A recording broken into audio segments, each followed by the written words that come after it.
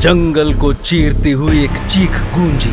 घने जंगल में से दौड़ती हुई वो चीख पास के गांव के एक घर तक पहुंची।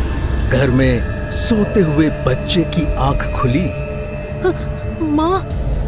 उसके बगल में सोई उसकी माँ ने उसके सर पे हाथ फेरा। अरे सो जा बेटा, कुछ नहीं हुआ, सो जा।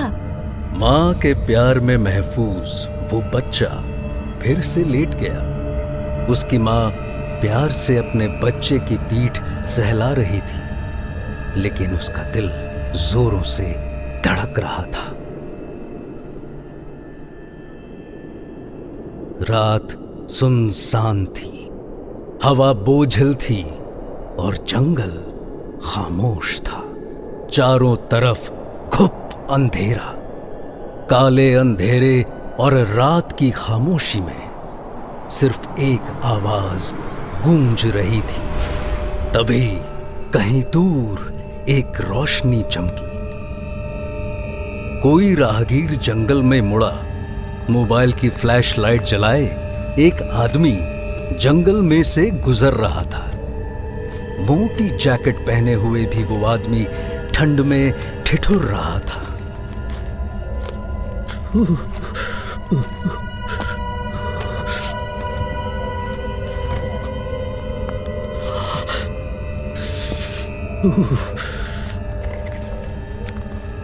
कहीं पहुंचने की जल्दी में उसके कदम तेजी से आगे बढ़ रहे थे कि तभी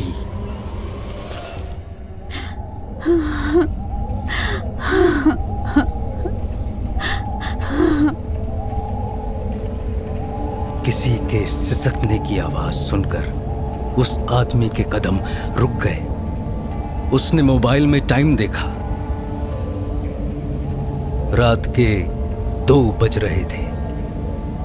जब वो मोबाइल की स्क्रीन देख रहा था, उस समय मोबाइल के पीछे जलती फ्लैशलाइट में कुछ सामने आया था, पर ध्यान मोबाइल स्क्रीन पे होने की वजह से उसका ध्यान वहां पर नहीं गया।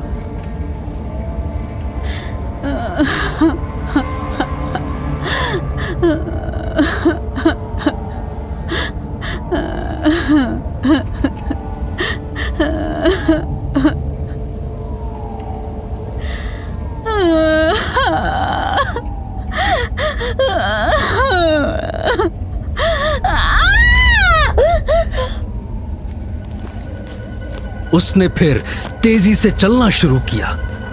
सिसकने की आवाज बढ़ने लगी। कुछ देर तेज चलने के बाद भी सिसकने की आवाज धीमी नहीं हुई। वो सिसकने की आवाज अब रोने की आवाज में बदल चुकी थी। चलते चलते उसके मोबाइल की फ्लैशलाइट सामने के एक पेड़ पे पड़ी। वो रुक गया। वो पेड़ ऊपर से नीचे तक सूखा हुआ था। आदमी ने आसपास देखा। उसे समझ नहीं आ रहा था कि आवाज कहां से आ रही थी। तभी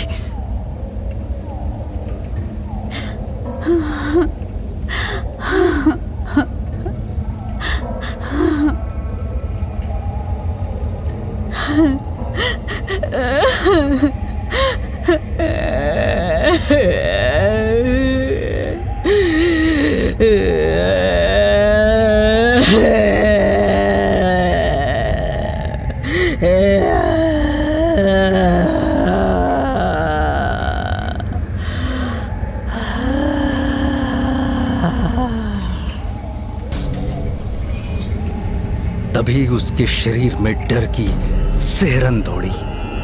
उसकी गर्दन के पीछे रोंगटे खड़े हो गए। आवाज पेड़ के ऊपर से आ रही थी। आदमी ने कांपते हुए ऊपर देखा।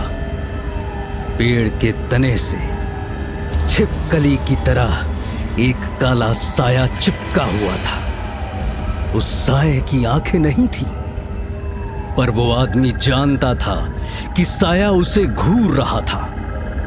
कड़ाके की ठंड में भी उसका चेहरा पसीने से था। आदमी के हाथ से मोबाइल छूट गया। साया अब पेड़ से रेंगता हुआ नीचे उतरने लगा। आदमी ने अपना बैकपैक वहीं फेंका और भागा।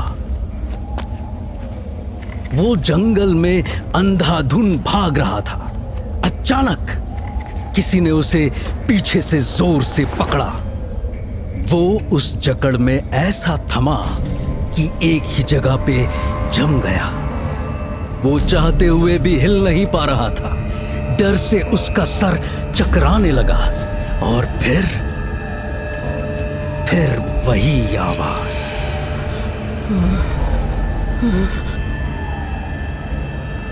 उसने सामने देखा, वहां वही पेड़ था जिसके बगल से निकलकर वो भागा था। वहीं उसका बैकपैक और मोबाइल पड़ा था।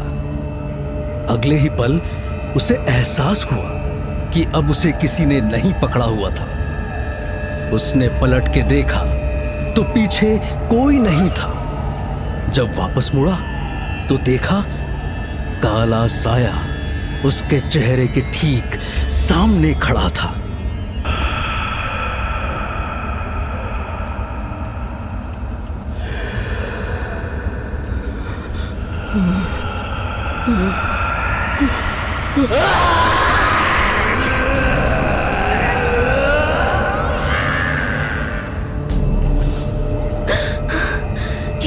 चीख कहां से? वो चीख जंगल से होते हुए पास की पहाड़ी पे एक होटल के कमरे की खिड़की से टकराई। अंदर सोई शिखा की आंख झट से खुल गई। उसने आधी नींद में सामने देखा। कमरा खाली पाके उसने आंखें फिर से बंद कर ली।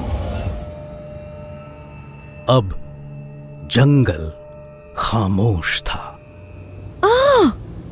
क्या हुआ? मेरा दूसरा इयरिंग कहाँ है? Oh God Shikha, why don't you wear another pair? No यार, मैंने आज के लिए वो इयरिंग्स स्पेशली लिए थे। स्वीटी, अगर विश्वास तेरे इस डन अप फेस को देखने के बाद भी तेरे कानों को नोटिस करता है तो पहले तू मेकअप वाली से रिफंड मांग लियो। Here you go.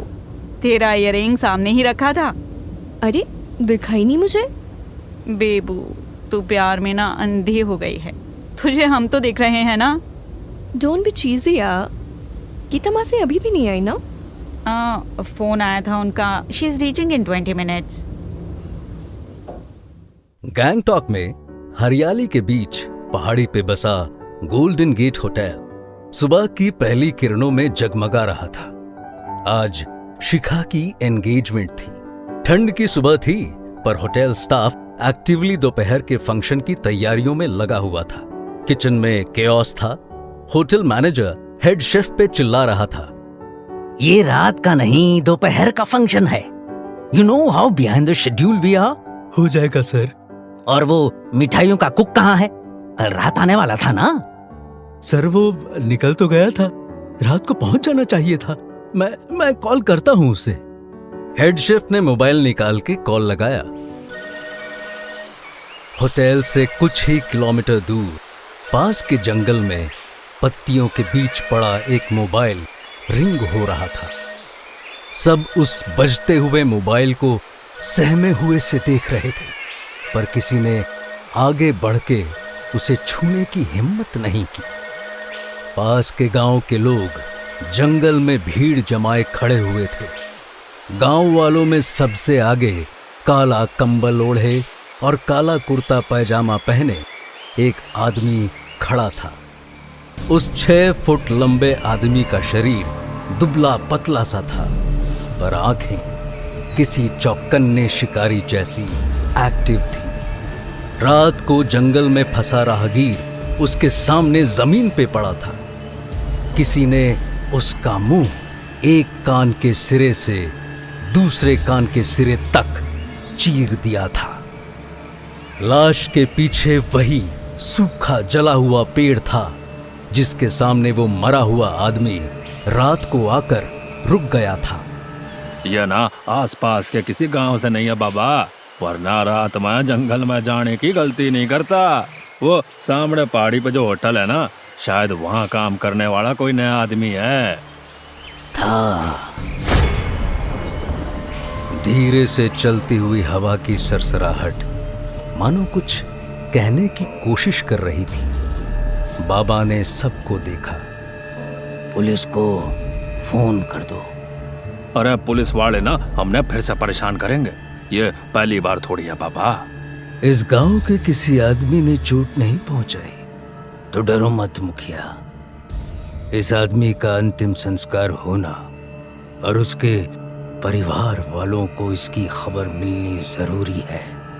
ये कह के बाबा ने उस आदमी की लाश को फिर से देखा। उसके जबड़े का निचला हिस्सा उसकी छाती पे पड़ा हुआ था। उसके गले पे लगा खून सूख के काला हो चुका था। उसकी आंखें खुली हुई थी। उन आंखों में अभी भी खौफ था। गोल्डन गेट होटल के बेसमेंट के बड़े कम्युनिटी हॉल में कई लोग जमा थे। शिखा अपनी माँ गीता मासी और फ्रेंड्स के साथ खड़ी थी। गीता की उम्र 48 साल थी। हाइट 5 फुट, भारी शरीर और गहरी काली आंखें। हमेशा की तरह उसने आज भी एक सिंपल कॉटन सूट पहना हुआ था। उसके गले में रुद्राक्ष की एक बड़ी सी माला थी। गीता अनमैरिड थी और शिखा को अपनी बेटी की तरह मानती थी। उसने प्यार से शिखा का चेहरा अपने हाथों में लिया। मेरी गुड़िया कितनी प्यारी लग रही है। सच्ची? अच्छा मासी जरा चेक करो, मेरे दोनों कानों में इयररिंग्स है ना? हाँ हाँ है। शिखा की माँ ने भी उसके इयररिंग्स चेक किए। चीजें खोने की आदत हो गई है ना तेरी। क्या मम्मा, आज तो मत डांटो। इतने में चौकी के सामने मंत्र पढ़ रहे पंडित जी ने आवाज दी, अब लड़का और लड़की आगे आ जाइए। शिखा आगे बढ़ी और पंडित जी के बगल में खड़े विश्वास के सामने आ खड़ी हुई। Doctor Vishwas Singh, medium height, medium physique और अट्रैक्टिव नीली आंखें। उन नीली आंखों को जब शिखा ने पहली बार देखा था वो उनमें गुम सी हो गई थी। शिखा विश्वास की पेशेंट थी। जब विश्वास ने पहली बार उसकी पल्स चेक करने के लिए उसका हाथ उठाया था, उसके टच से शिखा को अपने अंदर एक सेंसेशन सा फील हुआ था। वो तभी समझ गई थी कि उसकी और विश्वास की जान पहचान बहुत दूर तक जाने वाली थी। उसी शाम दोनों ने साथ में डिनर किया और 6 महीने डेट करने के बाद विश्वास ने उसे प्रपोज कर दिया। आज विश्वास शिखा का मंगेतर बनने वाला था। शिखा की खुशी 7वें आसमान में थी। पंडित के कहने पर विश्वास आगे बढ़ा और उसने शिखा को अंगूठी पहनाई। शिखा ने प्यार से उस अंगूठी को देखा। वो विश्वास के परिवार में पीढ़ियों से चली आ रही खानदानी अंगूठी थी। विश्वास उसे देख के मुस्कुराया। जब शिखा की मां ने उसे पीछे से हल्का सा धक्का दिया तब उसे याद आया कि उसे भी विश्वास को अंगूठी पहनानी थी। उसने विश्वास का हाथ पकड़ा। तभी हॉल की लाइट चली गई। चारों तरफ अंधेरा छा गया। अरे लाइट कैसे जा सकती है? Shikha, Shikha are you okay? हाँ fine. It's so dark, can't see anything. तुम्हें कुछ दिख रहा है? No, even I can't see anything. लेकिन तुम डरो मत, मैं यही हूं। विश्वास ने शिखा का हाथ पकड़ा। अरे विश्वास, तुम्हारे हाथ इतने गर्म कैसे? ये बोलते हुए शिखा का ध्यान अपने पैरों पर गया। उसने देखा कि वहां 2 रोशनियां चमक रही थी। ये धीरे धीरे वो रोशनियां ऊपर उठने लगी। शिखा को अपनी सांस रुकती हुई सी महसूस हुई। वो पैनिक करने लगी। ये व्हाई कांट आई ब्रीथ? विश्वास, माँ, गीता मासी। अब वो 2 रोशनियां शिखा के ठीक सामने आकर टिक गई थी।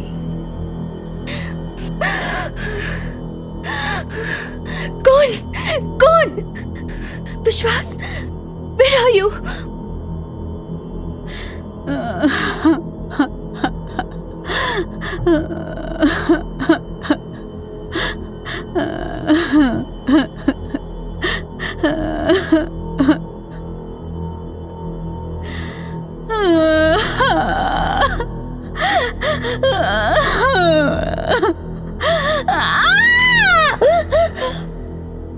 शिखा जोर से चिल्लाना चाहती थी, पर उसकी सांसें अटक रही थी। वो आंखें फैलाए उन दो रोशनियों के अंदर देख रही थी, जैसे किसी की आंखों में झांक रही हो। कि तभी